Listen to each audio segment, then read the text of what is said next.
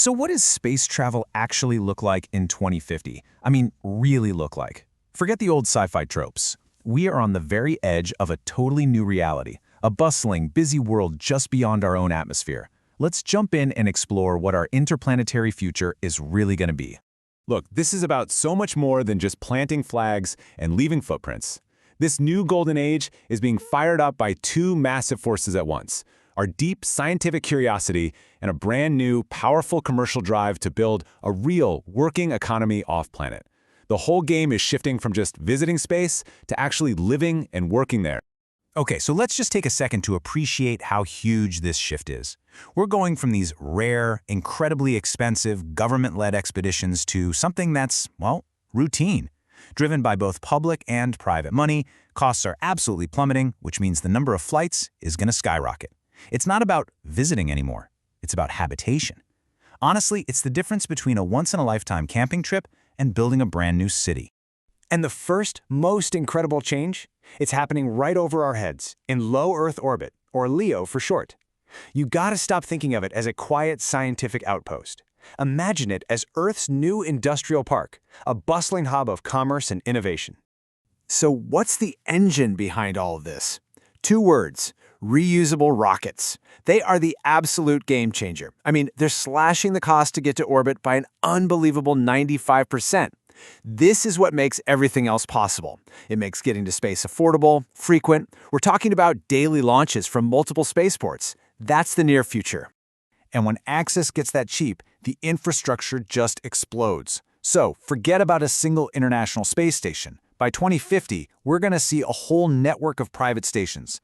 Some for manufacturing, others for cutting-edge research, and yeah, even for space tourism, for anyone who wants the ultimate view. And you know, this new orbital economy will have its own clear sectors. In-space manufacturing, that's expected to be the biggest piece of the pie, about 40%. Right behind it, commercial research. And what's so cool about this is, we're not just talking about jobs for a few highly trained astronauts. We're talking about pioneering entirely new industries, new careers for thousands of people living and working up there.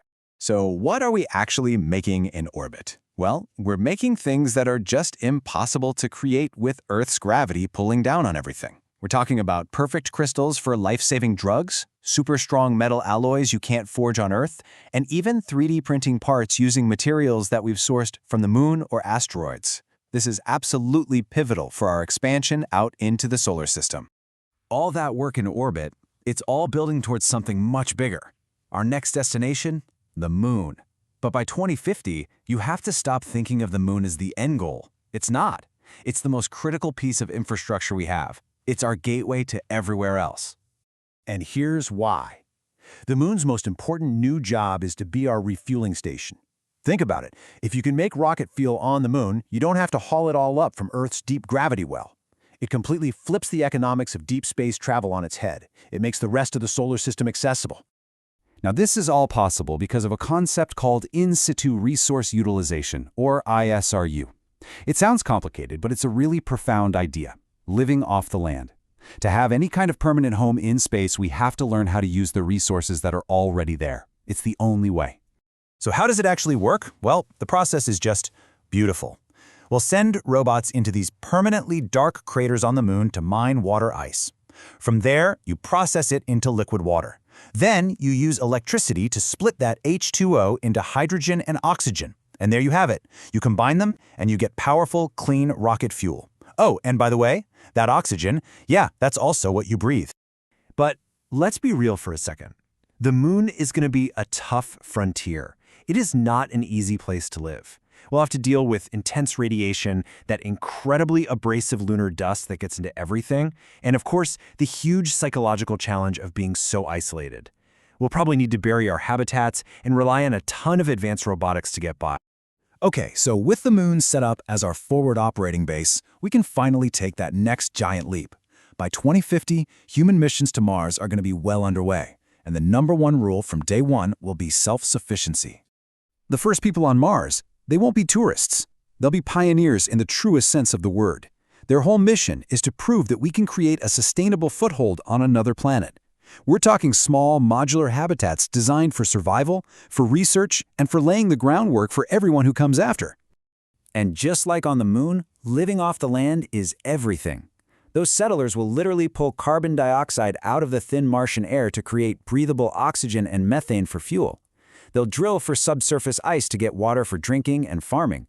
And they'll use the Martian soil, the regolith, as the raw material for 3D printing everything from tools to building blocks. So what are the key technologies that make all of this a reality? You can't be a pioneer without the right tools, right? It takes a whole new toolkit for this new age of exploration, and it all starts with how we get from point A to point B. See, there's no one-size-fits-all engine for space. We're going to need a mix of systems for different parts of the journey. Those big, powerful chemical rockets, they're still the best for blasting off from Earth or the Moon. You need that raw thrust.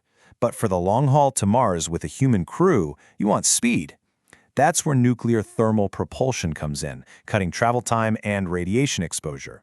And for just hauling tons of cargo, slow and steady wins the race with super-efficient electric propulsion. And here's the thing. We're not doing any of this alone. AI is going to be our mission controller, managing incredibly complex systems and making sense of mountains of data. Meanwhile, advanced robots will be doing the dangerous work, the construction, the mining, the exploring. They are our indispensable partners, keeping the human explorers safe so they can focus on what they do best, discovery. Of course, none of this matters if we can't keep people healthy out there for years at a time. By 2050, huge breakthroughs in space medicine are going to be absolutely essential. We're talking about new exercise machines to fight bone and muscle loss, targeted drugs to counter the effects of microgravity, and way better radiation shielding. Solving these problems is non-negotiable.